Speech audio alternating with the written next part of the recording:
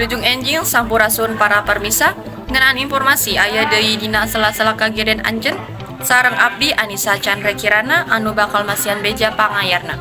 Kami ngawartosan yen sore ieu sakitar jam 1:15 waktu Indonesia Barat lumangsun kajadian anu ngahudengkeun kasadaran urang kana pentingna kaparigelan jeung kagencangan dina ngajemput putra-putri urang saparantos sakola. Kronologis kajadiannya eta kieu. Oke, tim kuring geus aya dina adegan. Nelepon Nisrina ayu di tempat lumangsungna kumaha di dinya?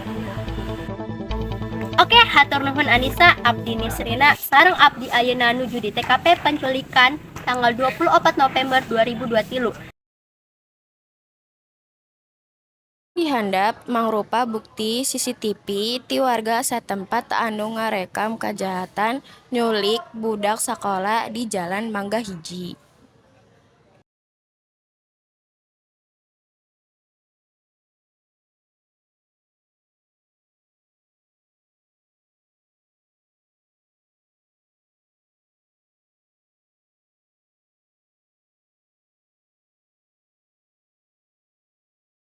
Ieu dihandap mangrupa bukti anu digunakeun ku palaku.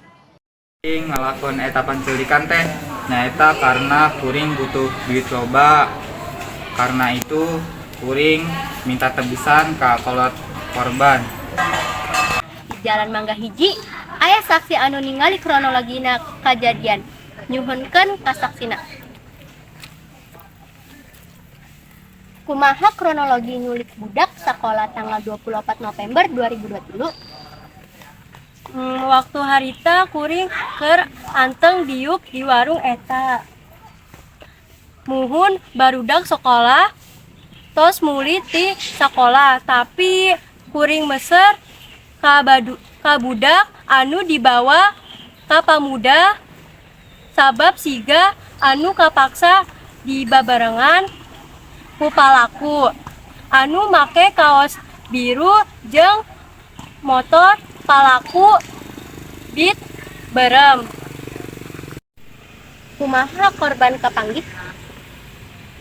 Korban kapanggih kadenga aya gegeroan di kampung sabalah sabab korban culik teh warga sabalah. Hatur nuhun. Oke, eta pikeun kuring ti TKP penculikan dieu ka studio Anissa. Hatur nuhun kana waktosna sareng pahartosanana. Wassalamualaikum warahmatullahi wabarakatuh.